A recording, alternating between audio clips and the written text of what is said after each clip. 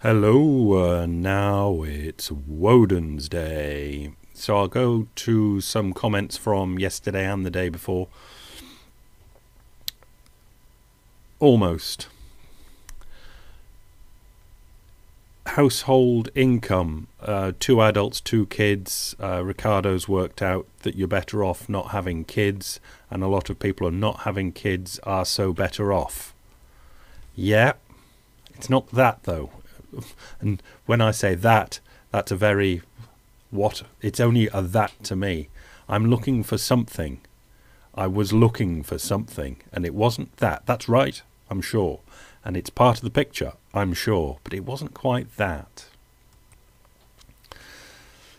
MF Sailboat Diaries. My guess it reflects the upward sloping slide of the oil production curve. In other words, oils, we've got more and more of it. And I say, well, I don't know that we have actually got more and more of it since the Second World War. And again, it'll have something to do with that. But it wasn't that. Exactly. I think Richard's got it.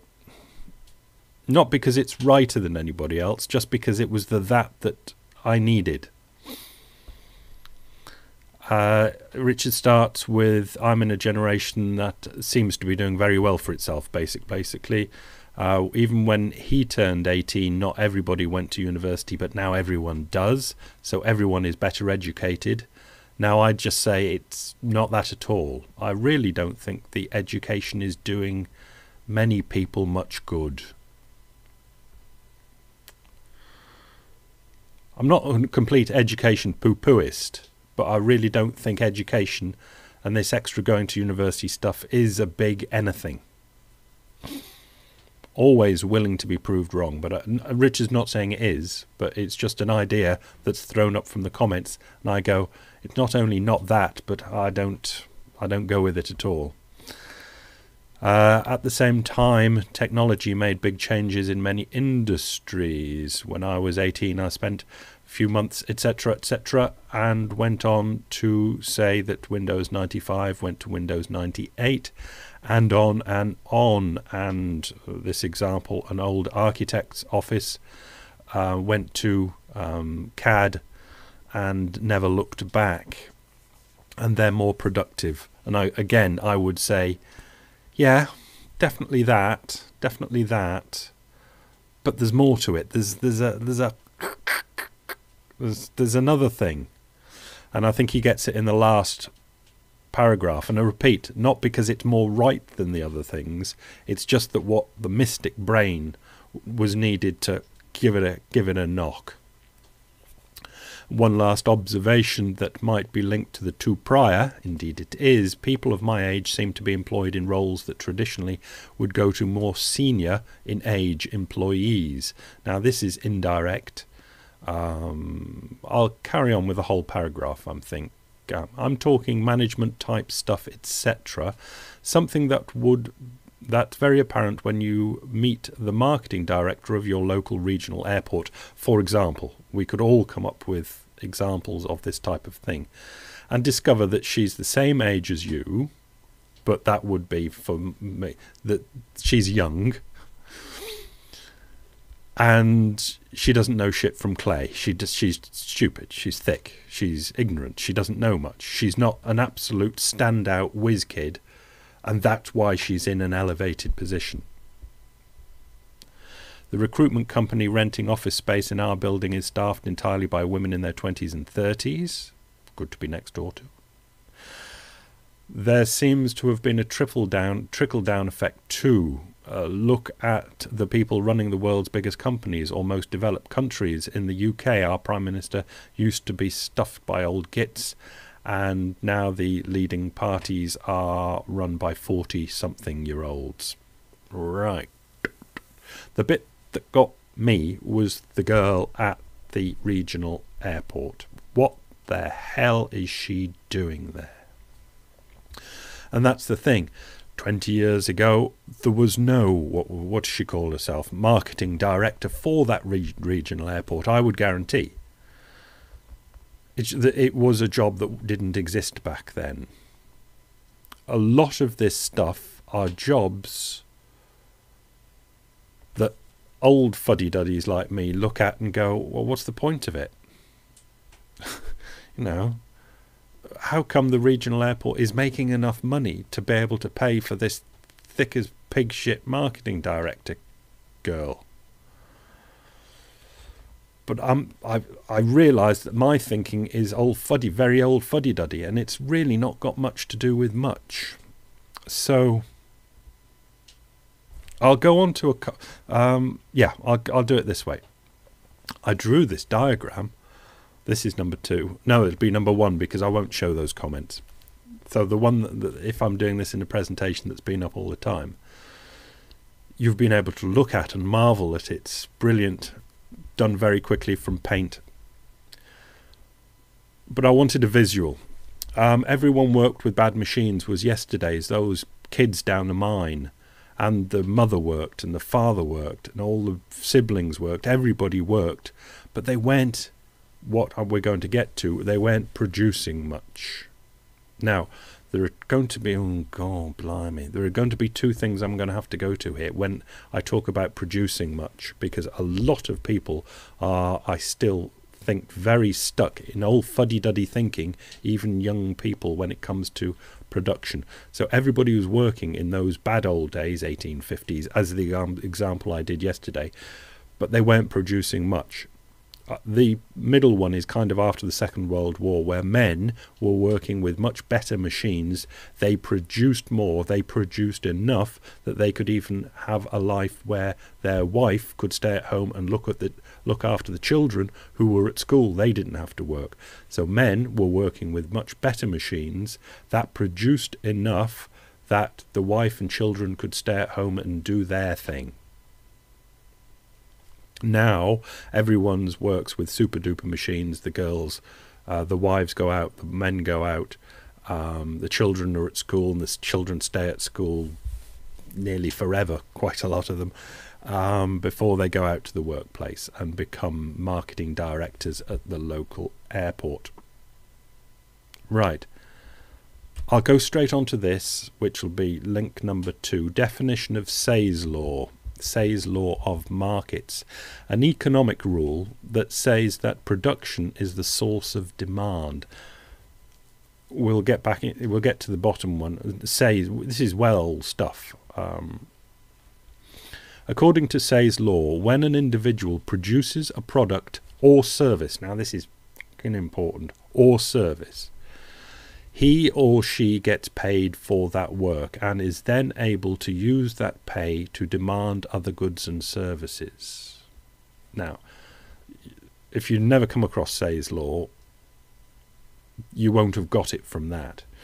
Investopedia, where I got this from, explains Say's law of markets. Say's law is named after the 18th century French classical liberal economist Jean-Baptiste Say, who popularized the notion. Say was an advocate of laissez-faire economics and was heavily influenced by Adam Smith.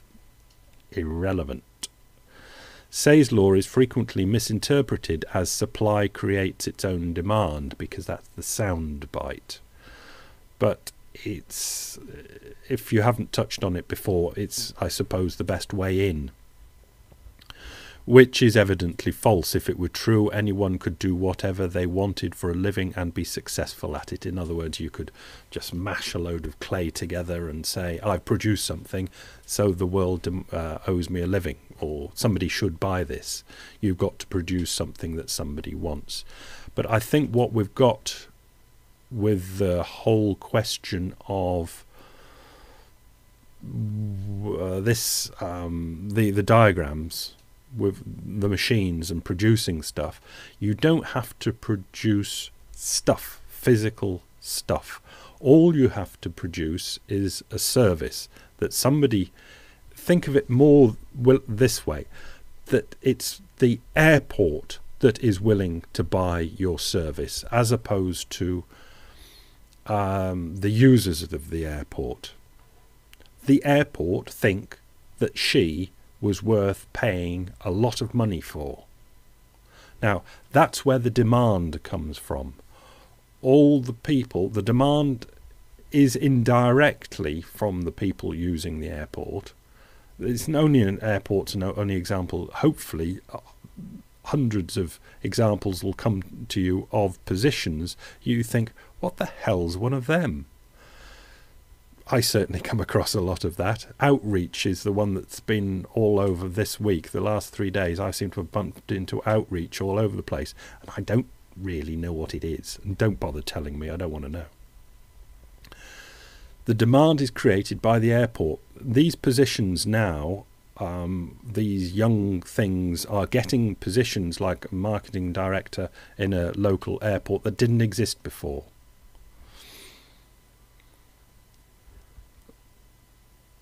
Which creates demand for the young people, and as long as the demand for the young people can demand lots of money. As long as they get lots of money, then they've got loads of disposable income, which makes them stack on strata from 3 days ago. And this is increasingly happening, that there are more jobs being available, and it's a Say's law type thing. I'm pretty sure that I'll have to finish by going back to production. It is not, replete, not, in my opinion, production as in producing things. Producing things is no better than producing services. Now, there are lots of people that think that producing things produces the wealth, and then that wealth can pay for the services. I, for the moment, am convinced that this is not true. Producing things creates wealth, producing services creates wealth, and even if you think about them separately, I think you're missing the point. Doing things creates wealth, and then banks and government come across the top and sprinkle an appropriate amount of money, monetary tokens, digits, so this production of things, goods, services, all sorts of things, useless things, modern art, garbage like that, the money is just so the interaction of these produced things can be, what was the word from yesterday, from Dalio? Not interaction of things. Can I get it quickly enough in time? You know the word from Dalio. I'll see if I can get it. No, I've not got it up here. Yeah, number 3. Bugger. Go at it this way. Sorry to waste your time, because you've probably already got the transactions. Producing, being a nurse is a transaction. Selling you a newspaper is a transaction. All these transactions are being made, and there are more and more and more transactions being made in the modern world. And if there are more transactions, and there's an appropriate amount of digital money sprinkled on the top to facilitate the transactions, that explains the extra strata thing.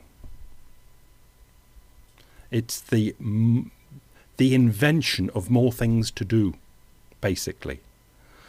So I'm sorry if that was totally messy. I like to keep things a little bit tidier than that. But that last thing is where I thought I wanted to go. It's irrelevant what people actually do as long as they're doing something. They're doing something that can interact with other people and make for transactions. And I'm convinced you have to get it out of your head that producing stuff, physical stuff, is in any way, shape or form better than producing services. It is in no way, shape or form better than producing services. It's all exactly the same value, as long as it makes for transactions. Yep. I'm pretty convinced of that. But if you want to unconvince me of it, I'm always open to be unconvinced, because I wear silly hats. So I'll see you in comments. Sorry to have been so long with that, but I think it's a very hard one to get our heads round. It was certainly hard for me to get my head round, and it was Richard that actually may put that stepping stone in that I could step and, yes, I see. And I think I did see. And hopefully you now see what I saw. Shut up, Nick. Go away. Bye.